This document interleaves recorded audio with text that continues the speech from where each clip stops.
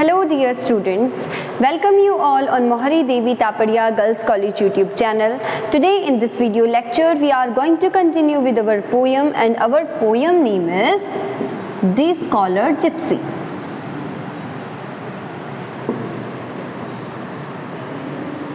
Okay, so this poem is written by the famous poet Matthew Arnold.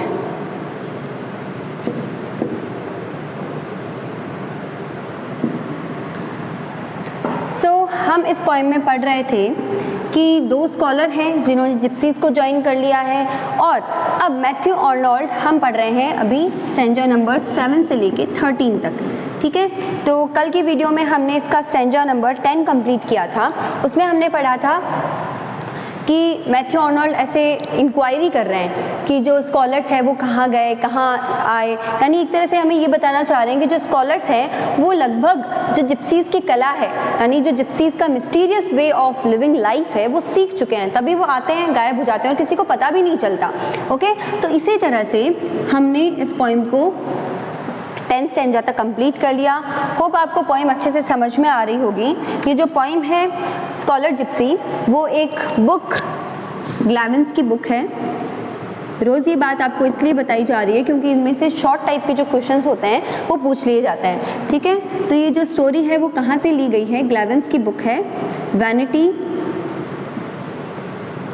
Of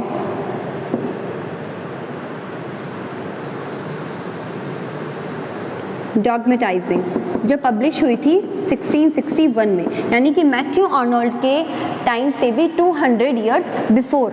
okay, और ये जो poem है वो पब्लिश हुई थी स्कॉलर जिप्सी इन 1853 में। ओके, तो मेजर पॉइंट्स में मैंने आपको ये पहले भी लिखवा दिया था, आज फिर से एक बार लिखवा दिया मैंने आपको। सो स्टैंजा नंबर फर्स्ट कहाँ से शुरू होता है? स्टैंजा नंबर फर्स्ट में जो मैथ्यू आर्नोल्ड है पोइट हमारे, वो इवोक करते हैं शेफर्ड्स को कि जाओ और जाके उन भेड़ों को खोल दो, बकरियों को खोल दो, उनको चरने के लिए छोड़ दो ताकि घास बड़ी नहीं हो जाए। यानी कि एक तरह से पूरा सीन जो है कंट्री साइड का, यानी कि रूरल एरिया का जो सीन है वो क्रिएट करते हैं स्टैंजा नंबर फर्स्ट से लेके स्टैंजा नंबर 3 में। ठीक है, उसके बाद स्टैंजा नंबर 4 से लेके स्टैंजा नंबर 6 में एक ऐसे स्टोरी लाइन हमें बताते हैं जो वैनिटी ऑफ डॉगमेटाइजिंग में एक स्टूडेंट की है, ऑक्सफोर्ड यूनिवर्सिटी के एक स्टूडेंट की स्टोरी है, जिसमें वो ऑक्सफोर्ड यूनिवर्सिटी को छोड़ के जिप्सीज को ज्वाइन कर लेते हैं। क्यों? क्योंकि वो क्यूरियस होते हैं, वो जिज्ञासु होते हैं कि किस तरह से जो ये जिप्सीज है अपनी ये जो लाइफ है उसको कितना फ्रीली वो इंजॉय करते हैं, कितना फ्रीली वो जीते हैं। और जबकि हम एक साइड जो मनी मेकिंग स्किल्स है उसमें उसके पीछे दौड़ते रहते हैं, एक जगह घर बना के रहते हैं, तो ये सारी चीज़ें जिप्सीज नहीं करते हैं। फिर भी वो कितना एंजॉय करते हैं लाइफ को, फिर भी वो कितने खुश है लाइफ में। तो ये क्यों है, कैसे है?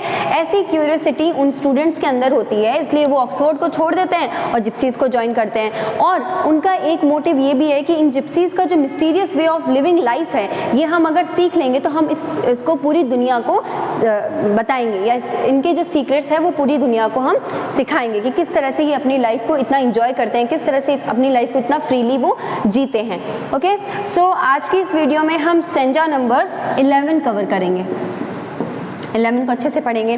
कल स्टैंजा नंबर 10 में हमने देखा था कि बहुत सारे फार्मर्स अपने अपने खेतों में काम कर रहे हैं, क्योंकि जून का महीना बता रहे हैं, तो जून में फसल की एक तरह से मई में कटाई हो जाती है और जून में फिर से नई फसल बोई जाती है। तो जो उनके औजार हैं वो जब चल रहे हैं, यानी बहुत सारे औजार जब एक साथ चल रहे हैं, तो उनका जो फ्लैश है औजार का, तो वो उस डैम्स रिवर में जा रहा है। और जब वो फार्मर्स थक के काम करके रिवर में नहाने जाते हैं, तब तो वो स्कॉलर वहाँ पे उस रिवर के बैंक पे बैठा रहता है, लेकिन जैसे ही वो नहा के वापस आते हैं तो वो स्कॉलर वहाँ से जा चुके होते हैं। तो ये एक स्किल बताई है एक तरह से कि उसे भी घुमक्कड़ जो जीवन है वो जीना आ गया है, एक जगह से दूसरी जगह वो जाता है, सबको देखता है, एंजॉय करता है अपनी लाइफ को।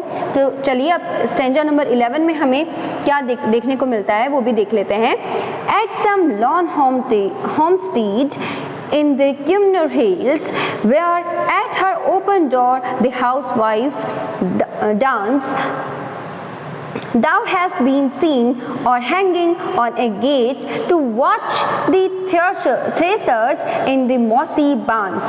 Children who early range these slopes and late for cresses from the rills have known the airing all in April day, the springing pastures and the feeding kine, and marked thee when the stars come out and shine through the long way grass move slow away. So यहाँ पे point हमें क्या बता रहे हैं, फिर से एक तरह से ये इंक्वायरी ही कर रहे हैं। इंक्वायरी किसकी? स्कॉलर्स की। मैथ्यू आर्नोल्ड इंक्वायरी कर रहे हैं कि वो स्कॉलर्स कहाँ गए। अब पहले तो वो खेतों में थे जहाँ पे वो जो मैडन्स है वो डांस कर रही थी, फिर उसके बाद वो फार्मर्स के यहाँ आ गए जहाँ पे फार्मर्स काम कर रहे थे। उसके बाद अब देख रहे हैं वो at some lawn home street in क्यूमनर हिल्स। क्यूमनर हिल्स जैसा कि मैंने आपको पहले ही बता दिया है कि यहाँ पे जो प्लेसेस आ रहे हैं वो ऑथेंटिक प्लेसेस है। ऑथेंटिक मीन्स वो रियल प्लेसेस है, वास्तव में वो प्लेसेस अभी भी हैं। तो क्यूमनर हिल्स की बात कर रहे हैं यहाँ पे पोएट। और क्यूमनर हिल्स में जो छोटे छोटे घर बने हुए हैं, जैसे पहाड़ होते हैं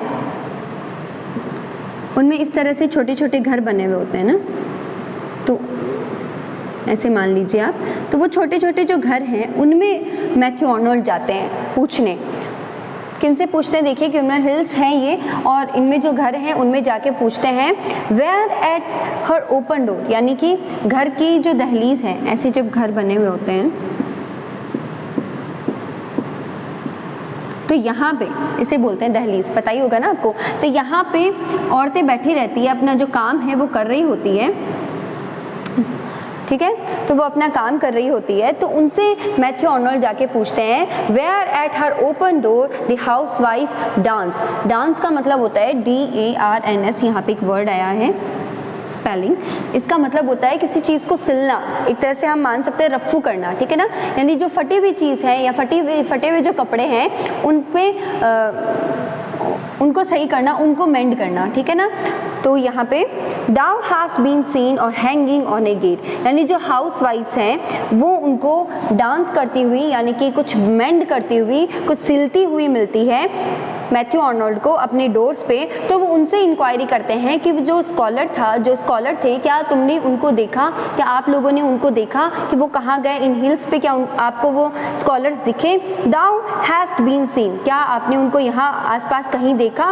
और उनसे भी पूछते हैं जो हैंगिंग ऑन ए गेट, यानी कुछ हाउस वाइफ्स तो क्या करती हैं, डांस करती है, यानी कि कुछ सिल रही होती है, और कुछ हाउस वाइफ जो होती है वो अपने छज्जों पे कुछ लटका रही होती है, अपने गेट्स पे कुछ लटका रही होती है। To watch the threshers in the mossy barns, ठीक है। तो उन दो टाइप्स की जो वुमेन बताई है, एक तो जो कुछ डांस कर रही होती है यानी कुछ सिल रही होती है, और दूसरी जो कुछ हैंग कर रही होती है यानी कुछ लटका रही होती है अपनी गेट्स पे। तो उनसे पूछ लेते हैं, उनसे इंक्वायरी कर लेते हैं। उसके बाद कहाँ जाते हैं point? To watch the threshers को देखने जाते हैं और थ्रेशर्स को पूछते हैं इन द मॉसी बांस। जो मॉसी का मतलब होता है जो थ्रेस कर रहे हैं, और बांस का मतलब है स्टोर, यानी जो अपना जो घास है उसको थ्रेस करके अपने जो अन्न भंडार हैं उनके, जो उनके स्टोर्स हैं ग्रेन्स के लिए, उनमें जो ले जाके रख रहे हैं। तो उनसे भी जाके पूछते हैं कि आप लोगों ने कहीं स्कॉलर्स को देखा?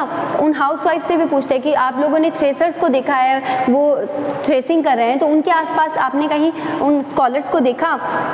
चिल्ड्रन, अब उनसे पूछने के बाद वो चिल्ड्रंस के पास जाते हैं, बच्चों के पास जाते हैं। कौन से children? Who early range these slopes and let, जो सुबह जल्दी उठ जाते हैं और इन पहाड़ों में, इन हिल्स में, इन खेतों में घूमते हैं। फॉर क्रेसेस होते हैं, स्वीट लीव्स होती है किसी प्लांट की, स्वीट लीव्स जो खाई जाती हैं, ठीक है। तो वो बच्चे उन लीव्स के लिए घूमते हैं, उन लीव्स को तोड़ते हैं, खाते हैं। तो वो उन हिल्स में, उन स्ट्रीम्स में, उन रील्स में घूमते हैं। तो उनसे भी मैथ्यू आर्नोल्ड पूछते हैं कि क्या तुमने उन स्कॉलर्स को देखा, क्या आप बच्चों ने उन स्कॉलर्स को देखा? Have known the eyeing all N April day, और ये कौन सा दिन होता है? अप्रैल डे होता है। The springing pastures and feeding kine and marked the when the stars come out and shine, और इवनिंग के समय जब स्टार्स कम आउट हो जाते हैं, जब इवनिंग का टाइम आ जाता है, तब तक मैथ्यू आर्नोल्ड उसकी इंक्वायरी करते हैं। Through the long dry grass move slow away, द्विग्रास इसलिए बताया है क्योंकि जो मौसम है वो नमी का है, और नमी के मौसम में जैसा कि हम सभी जानते हैं जो पेड़ पौधे होंगी उनकी पत्तियों पर कुछ ओस की बूंदे टाइप से ऐसे पानी गिरा हुआ हमें मिलेगा। तो वैसा एक मौसम है, अप्रैल का मौसम है, और उसमें जो पोइट मैथ्यू आर्नोल्ड है वो सभी से इंक्वायरी करते हैं कि जो स्कॉलर्स है वो कहाँ गए, क्या कोई बता सकता है क्या, लेकिन कोई ऐसा नहीं है जो स्कॉलर्स को बता सके। यानी इस स्टैंजा में भी एक तरह से पोइट हमें यही बता रहे हैं कि जो ये स्कॉलर्स हैं वो इन जिप्सीज का जो मिस्टीरियस पावर है वो सीख गए हैं, किस तरह से जो जिप्सीज है वो घूम घूम के अपना जो जीवन है, अपनी जो लाइफ है वो व्यतीत करते हैं, वो जो ये स्कॉलर हैं वो सीख चुके हैं। Okay, so here we completed our stanza number 11 of this poem. Now we will meet with next stanza in our next video. Till bye bye, take care and very thank you.